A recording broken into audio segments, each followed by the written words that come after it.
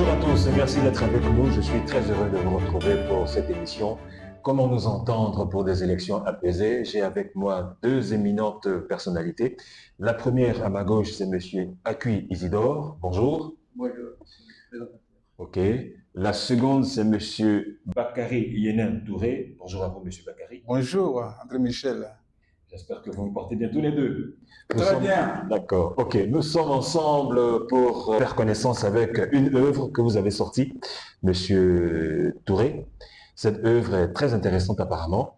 Mais bien avant de mettre les pieds dans le plat, on va faire connaissance avec la personne que vous êtes.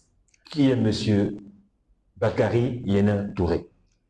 Merci. Je voudrais d'abord dire merci, vraiment infiniment merci à cette structure-là qui me reçoit ce matin. Je voudrais parler de APBE TV. Alors, je suis effectivement Bakary Yenin Touré. Je suis natif de Tafiré, une très belle ville coquette dans le nord de la Côte d'Ivoire, dans la région du Hambol. Et né là-bas, j'ai fait mes études à Dimoko, notamment à Soukouadian, du CP1 jusqu'au CM2. Et j'ai continué au CG, au lycée à Dimoko, un crochet à Tumodi pour faire la seconde C et revenu à Dimoko encore au lycée. Et puis, j'ai fait mes études supérieures effectivement ici à Abidjan, à l'université Félix Houphouët-Boigny. Et j'ai eu une formation très pointue à l'époque avec la structure qu'on appelait l'Office de formation professionnelle et de l'ivoirisation des cadres, où j'ai été inspecteur de qualité.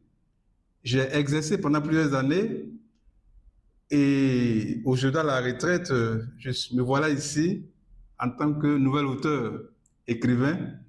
Et donc j'ai pu sortir cette belle œuvre-là qui est titrée À l'épreuve du destin, l'itinéraire de Péradien, une autobiographie tout simplement, avec un peu de fiction, un peu d'imagination. Et puis, je suis là pour présenter cette œuvre-là. Alors, pourquoi à APBE TV? Parce que je sais que vous prenez la paix, une élection apaisée. Alors, il se trouve que l'auteur lui-même, il prône également la paix. Et quand vous lisez cette œuvre-là, vous allez vous rendre compte de l'importance de cette paix-là. Donc, encore une fois, merci de me recevoir. Merci donc à vous qui vous êtes présenté une œuvre assez intéressante, à l'épreuve du destin, avec laquelle nous allons maintenant faire connaissance. Quels sont les thèmes que vous abordez dans cette œuvre, dans ce livre? Le thème principal, on va dire, il s'agit de le courage, la persévérance, la résilience, la foi. Alors, il s'agit tout simplement de un jeune déscolarisé, un péradien notamment. Et donc, et là, on est dans les années 80 avec le bac probatoire. Je ne sais pas si vous entendez parler du bac probatoire. Donc, le péradien il fait échec au bac probatoire, il n'arrive pas à le présenter, effectivement. Et puis, bon, il se retrouve dans la rue. Alors, étant d'une famille très modeste, péradien n'a pas pu aller à l'époque au Burkina, dans les pays limitrophes, pour aller passer le bac. Et donc, il s'est retrouvé, je vais dire, à sa propre charge. Et pour corser cette addition-là, son aîné, qui l'a mis à l'école, qui l'a soutenu et tout, pendant tout ce temps, il décède. Et donc, Péradin se retrouve chef de famille, parce que le grand frère, notamment, il avait 2 femmes, donc 2 veuves, et 5 enfants, qui sont en fait les neveux de Péradien. Donc, Péradien, le voilà, il n'est pas marié, il n'a jamais connu ce qu'on appelle le foyer conjugal, et il est chef de famille. Et donc, il prend son fardeau avec beaucoup de courage et avec beaucoup de péripéties, avec beaucoup de difficultés. Il affronte la vie, il passe par ce qu'on appelle la rue, il passe par l'usine.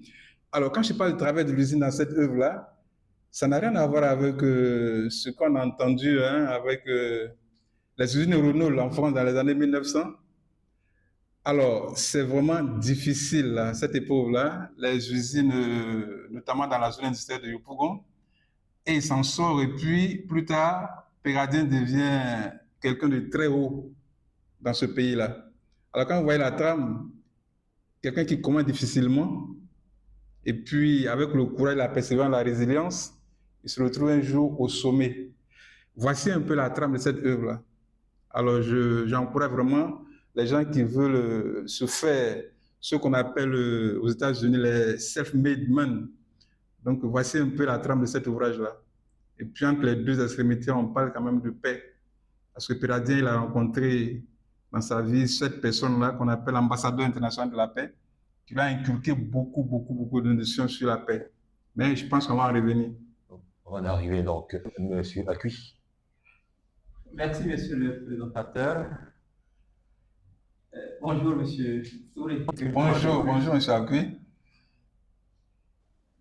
C'est pour moi vraiment un réel plaisir de partager ce plateau avec vous. Une personnalité de marque, un inspecteur de qualité.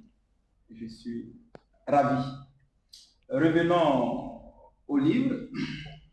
Je voudrais simplement dire, monsieur Touré, d'où est partie cette idée d'écriture? Alors, merci, très belle question. Alors, il faut savoir que quand quelqu'un décide d'écrire, c'est parce que elle a traversé des moments dans sa vie et il y a des choses qui l'ont marqué. Alors, en écrivant, on veut forcément partager son vécu avec le reste du monde. Et c'est ce qui amène généralement les gens à écrire.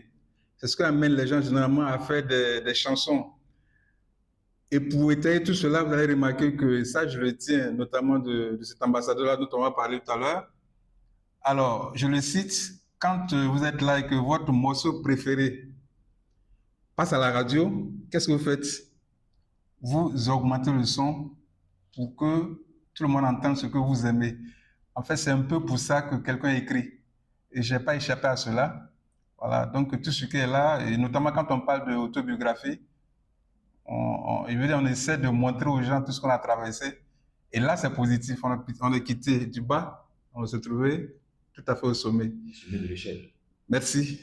Donc voilà un peu ce qui m'a amené à écrire cet ouvrage-là. J'ai commencé, on va dire, dans les années 90. Hein, les années 90. Vous allez voir un peu cette durée-là. Et puis j'ai eu la chance de le sortir dans le mois d'août 2025, notamment aux éditions Clé de Silas, dont la PDG Françoise Poirier de Normandie réside en France. Voilà un peu ce qui m'a conduit à écrire ce livre-là. Merci encore une fois. De 1990, le début de votre inspiration, on va dire, et vous sortez l'œuvre il y a quelques mois. Mais pourquoi avoir mis tout ce temps? Merci. Alors, vous savez, on parle de Péradien, hein? Oui. On parle de quelqu'un qui a commencé dans les difficultés. Donc, il faut se rendre compte qu'on a envie d'écrire, on a envie de montrer ce qu'on a eu dans la vie. Et puis, il y a les moyens qu'il faut avoir. Vous comprenez? Alors, on commence à écrire avec un cahier qu'on appelle à l'époque les cahiers de recherche, les cahiers de TP. Alors, on écrit. Et puis, à un moment donné, je vais dire, on perd. Le manuscrit est perdu. Après, il faut le retrouver. On le retrouve. Et puis, souvent, avec les déménagements ici et là, on perd tout. On reprend à zéro jusqu'à ce qu'on obtienne un ordinateur. Vous comprenez? Et on commence à, je vais dire, à sauvegarder les écrits et tout. On avance. Et puis, quand on finit, il faut maintenant se relire soi-même. Alors, je pense que vous avez été à l'école, hein, vous avez eu à faire des devoirs de dissertation, de commentaires composés. Alors, vous faites un devoir, quand vous réalisez, vous avez envie de changer certaines parties encore. Et chaque fois que vous allez relire, vous aurez envie de changer des parties. Donc, c'est ce qui arrive à un écrivain, jusqu'à ce que tu obtiennes ce que tu veux à peu près. Une fois que c'est OK, il faut trouver maintenant un éditeur. Un éditeur pour quelqu'un qui n'a pas les moyens. Je vous ai dit que Péradien, il est d'une famille modeste. Donc, il faut trouver un producteur notamment et puis un éditeur. Et donc là encore, c'est une paire de manches. Et donc jusqu'à ce qu'on tombe sur un mécène qui, après avoir lu le manuscrit, trouve quoi, waouh, mais il faut que les gens comprennent, il faut que les gens voient ce qui a été fait. Et puis et là je vais remercier ici, je ne vais pas le cacher, c'est pas de la pub, hein, c'est des jeunes frères. Je vais remercier ici le directeur du guichet unique du foncier qui m'a aidé énormément. Également le directeur du Burida qui m'a aidé. Donc il faut rendre à César ce qu'il y a à César. Donc on a pu arriver là jusqu'à ce qu'on tombe sur cette maison d'édition qui accepte de vous aider à moindre frais, à compte d'auteur. Donc voilà pourquoi il y a eu cette durée-là. Voilà. On a pu, de 90, on a pu éditer, sortir ce livre-là en 2025, notamment en août. Voici un peu ce qui explique cela. 35 ans après. Merci. Okay. Voilà. 35 ans après, c'est beaucoup quand même. Oui, mais bon. Mais cela vaut le coup de sortir cette œuvre vraiment très intéressante. N'est-ce pas? Tout à fait. Okay. Oui. Bon, merci M. Bakary. Je voudrais revenir un peu sur l'œuvre, le titre de l'œuvre, À l'épreuve du destin. Oui. Que cache ce titre? Je vais d'abord terminer la réponse à la question précédente.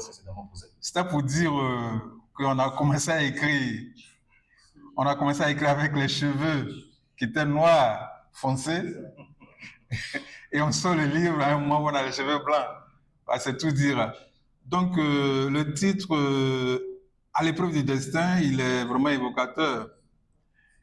Il est évocateur en ce sens que quand on regarde vraiment en profondeur dans la vie de Péradien, le personnage principal de ce roman-là, vous allez vous rendre compte que rien ne le prédestinait à devenir, à se retrouver au sommet.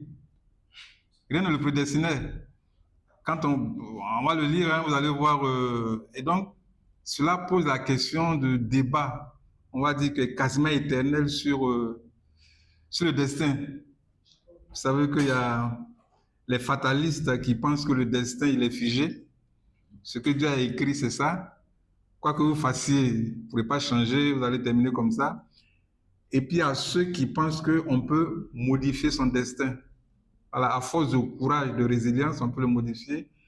Et donc, et c'est ce qu'a fait Péradien. Il n'a pas baissé les bras, il a foncé et puis il est devenu ce qu'il est devenu après. Donc, voici un peu le sens, hein, je vais dire, la portée de ce titre-là.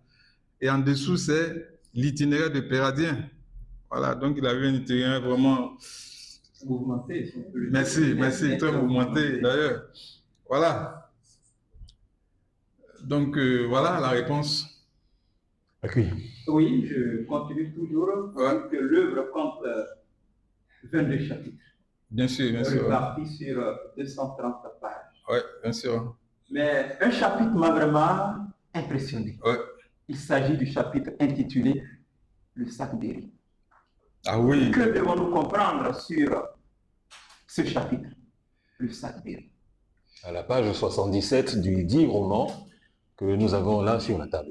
Oui, merci. Je pense que lors de la dédicace de cet ouvrage-là, il a été question de ce chapitre-là.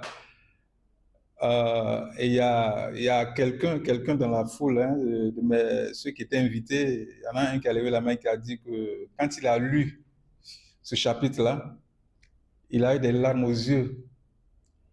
Il a coulé des larmes. Et il a dit heureusement que ce roman finit sur une bonne note où Péradien se retrouve au sommet. Alors, comprenez que ce livre-là, je l'ai voulu un miroir, le miroir de la société. Le miroir que je pose devant chaque individu pour qu'il voit la société dans laquelle nous vivons aujourd'hui, on va dire en 2025. Alors, dans ce chapitre-là, il s'agit de Péradien, jeune ouvrier, qui n'arrive pas à joindre les deux bouts. À l'ouvrier, je veux dire, dans la zone industrielle du Pougon, c'est quelqu'un qui ne tire pas le diable par la queue, mais qui tire plutôt Dieu par la robe. Alors, la situation là-bas, c'est que jusqu'au 20 du mois, il n'y a plus un rond dans la poche. Tout se fait à crédit. Et à la fin du mois, avec le peu qu'on va gagner, il faut payer ses crédits et puis repartir encore des zéros. Et donc, les achats, Péradien, il vous a dit tantôt qu'il était chef de famille, hein, à 2 veuves et 5 neveux à nourrir. Il est ouvrier. Son frère aîné. Merci, merci. Alors, ouvrier, son salaire, c'est pas vraiment ce que... On va pas le dire ici. Non. Et donc, il doit acheter ne serait-ce qu'un sac de riz au moins de 50 kilos, de dénicacha, déposer à la maison pour que les personnes là qui sont à sa charge se défendent avec. Alors, même s'il faut faire une bouillie avec de l'eau et tout, il faut le faire de sorte que, parce qu'à cette époque-là, tout ce qu'on recherche, c'est le ventre, les pleins, le reste là, bon, je veux dire, ça va être après. Et donc, cette souffrance-là, alors, il obtient le sac de riz à crédit. C'est-à-dire, il s'inscrit, et puis on va lui livrer le sac de riz. Ils sont, je crois, 67 à l'usine. Et puis, à la fin du mois, ils vont les prélever à la sauce. Mais le sac de riz pour venir, c'est vraiment compliqué. Vous vous inscrivez, vous attendez à avoir le sac de riz. Cette semaine-là, il ne vient pas. Vous arrivez à la maison, les parents n'ont pas mangé. Vous venez, on vous dit non, la semaine prochaine, le sac de riz sera là. Et puis, ce mouvement-là, et ce jour-là, le jour qu'ils ont obtenu les sacs de riz, ils descendent à 17 h du travail, on ferme l'usine, et ils sont devant la porte pour attendre le sac de riz qui vient jusqu'à vers 21 h. Et là, tout le monde est soulagé. 21 h, ils transportent le sac de riz, il arrive à la maison et la famille, elle est vraiment...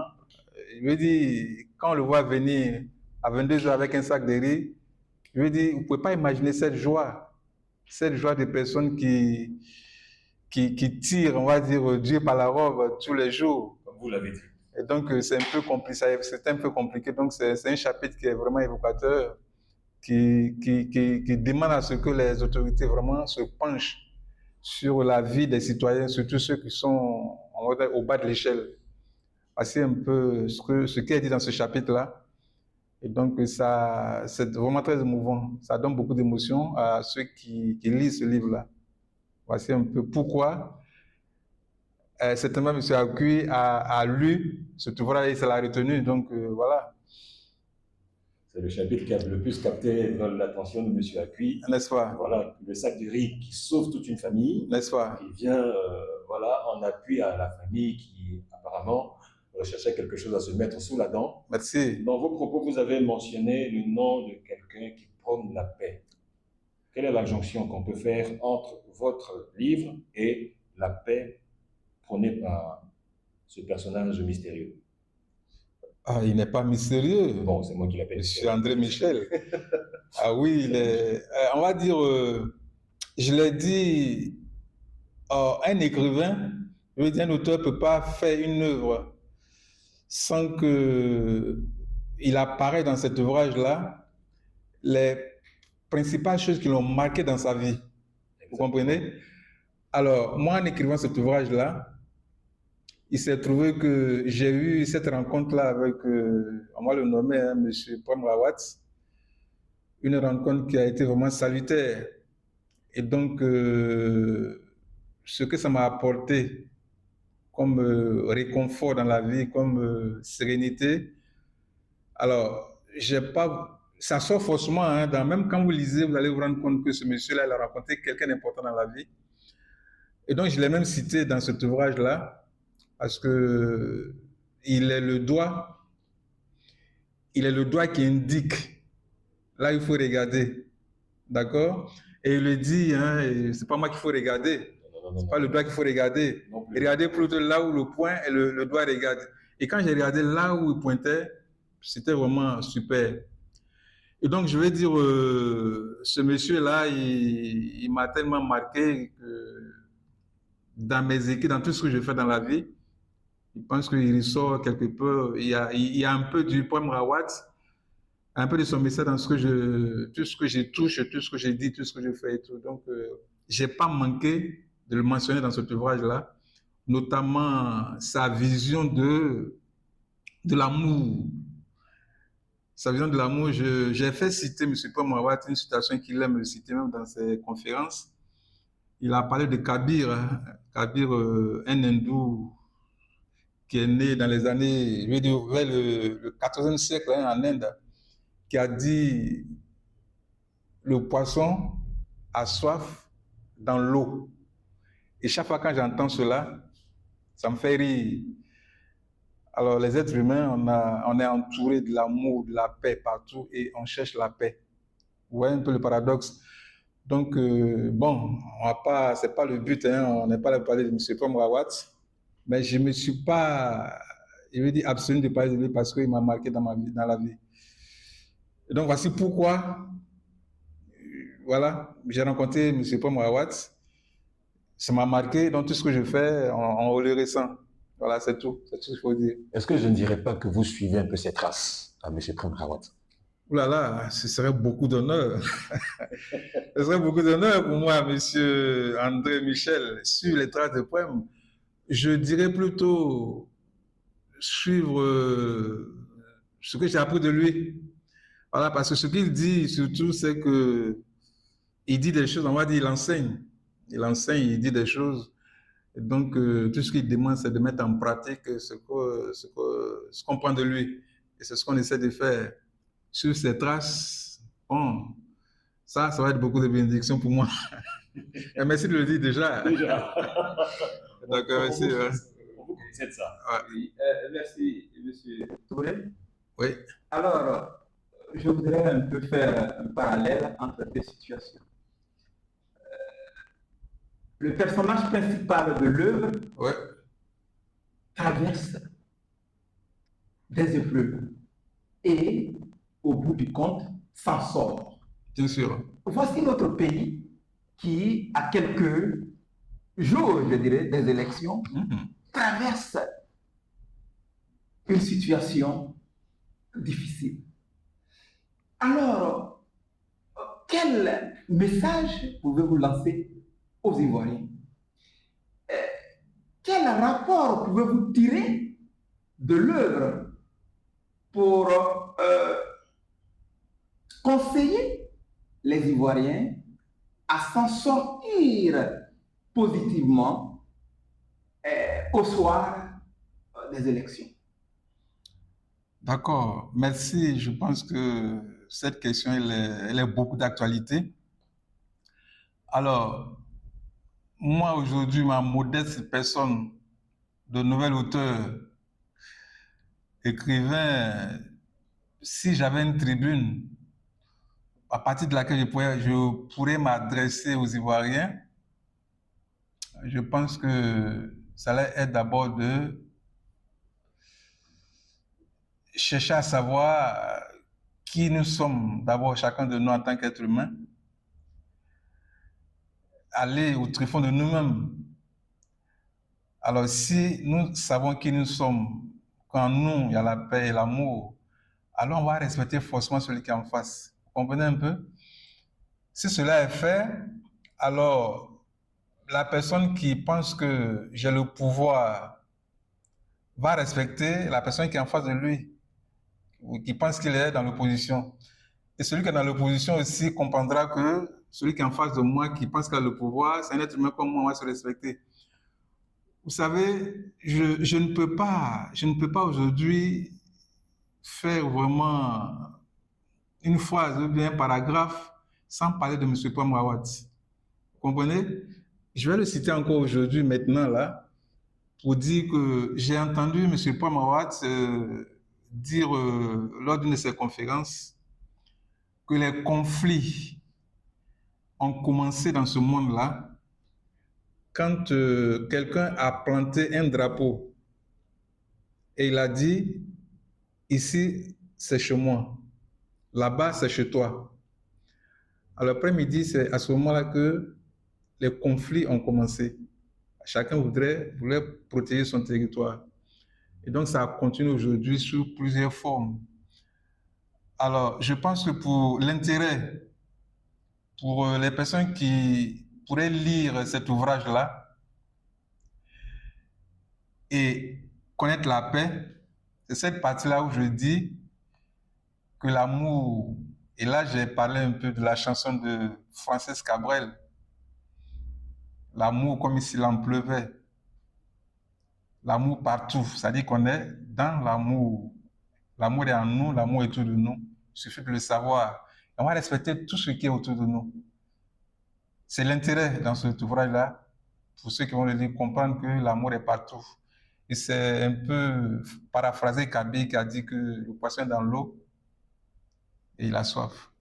L'amour est partout, l'amour est en nous, l'amour, on est entouré d'amour et on recherche l'amour, l'amour du prochain. Je pense que c'est la seule chose qui pourra sauver l'humanité, et en particulier la Côte d'Ivoire.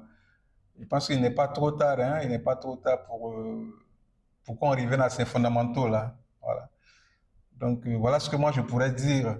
Puis voilà ce que je peux conseiller à ceux qui peuvent lire ce livre-là pour connaître un tant soit peu la nature de l'amour, la nature de la paix et surtout où la trouver. Voilà un peu l'intérêt que moi je pense qu'on peut trouver dans cet ouvrage-là, ce bébé, mon premier bébé. Et donc je vous l'encourage vivement. Voilà, merci. Ok, qu'espérez-vous pour ce premier roman que vous avez sorti? Comment? Qu'est-ce que vous espérez?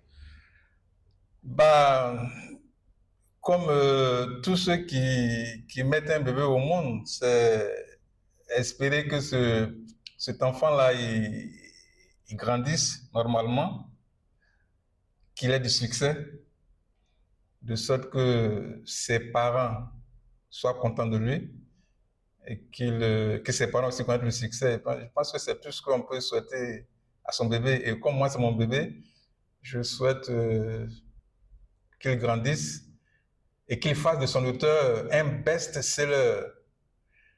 Vous avez dit tantôt, comment je pourrais suivre, ou bien, je ne sais pas. C'est ça, comment Voilà, sur les traces de Prem Rawat.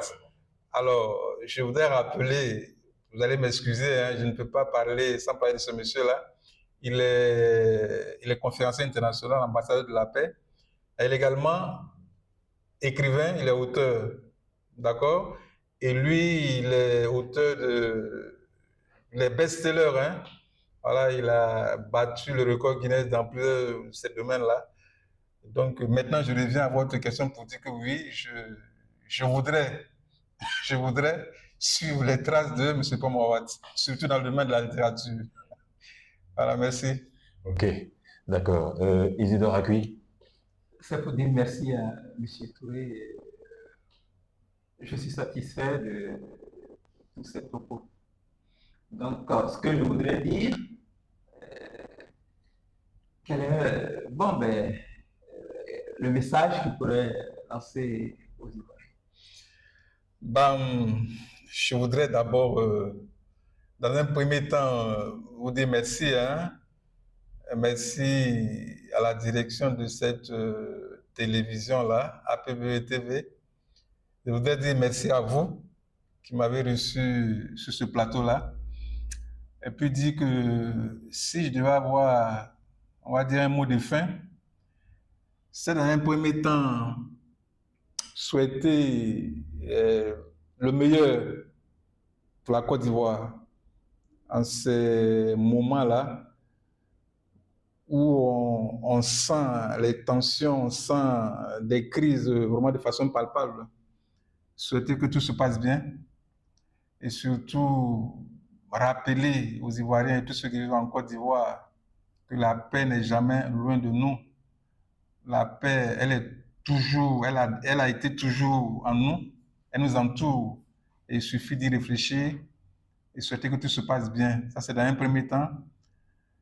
Dans un deuxième temps, souhaiter aussi que ce livre-là, qu'il soit vraiment lu par au moins les 3/4 des Ivoiriens, parce que je sais que les Ivoiriens, les Africains de façon générale, n'aiment pas lire, mais ils ne lisent pas.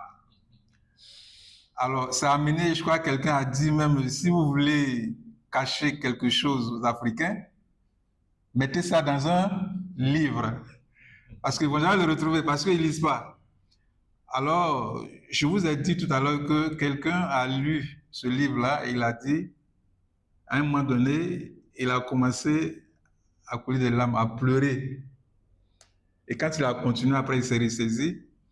Je voudrais dire qu'il a été question d'une femme, une collaboratrice de la première dame, une Française, notamment, elle est nommée dedans, Madame Durand-Béatrice, qui est chargée des affaires sociales à Children of Africa, et donc qui a rencontré Péradien lors d'un sinistre, je veux dire un incendie dans le quartier où Péradien vivait. Donc après le sinistre, la femme est venue les rencontrer, les a amenés auprès de la première dame, et puis il y a des actions et tout et tout. Et donc c'est dire que Péradien, c'était un leader en fait. Péradien, il aimait le bonheur des autres. Vous savez, il y a un incendie dans le quartier, il y a des victimes et tout, et lui, il est le président de ce collectif qu'il a mis en place pour aller chercher des réconforts pour les uns et les autres. Donc, c'est vous dire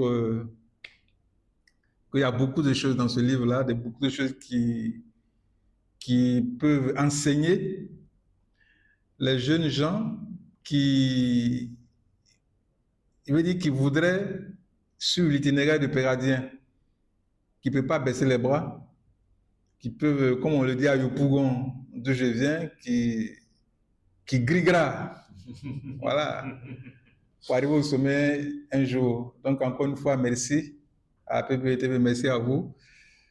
Et puis, le mot de fin, je pense que c'est cela. Pour ceux qui veulent écrire, vraiment, ce n'est pas compliqué. Il faut se mettre, c'est une question de volonté. Vouloir, je veux dire, montrer au monde entier ce qu'on a traversé, alors vous avez envie forcément d'écrire. Et je rappelle que j'ai un ami, je pense que c'est M. Aka, M. François Aka Bernard, à Yopougon, il était à la dédicace de l'ouvrage là, il a pris un que j'ai dédicacé de ma propre main pour lui. Alors il m'a appelé pour me dire, mais tiens, il dit, dès que j'ai commencé à lire, je ne peux plus arrêter. Et tant que je ne finis pas, je ne ferme pas le livre. C'est ça aussi cet ouvrage-là. Ouais. Voilà, merci. Et puis, allez. Et succès. Merci beaucoup. Merci beaucoup, Monsieur Bakary Yéna Touré, qui était avec nous pour nous présenter À l'épreuve du destin. Voilà, un livre fort intéressant que nous conseillons à tout le monde de lire. Merci donc à mon cher frère et ami qui est juste à côté de moi, Akui Isidore, pour m'avoir accompagné tout au long de cette émission.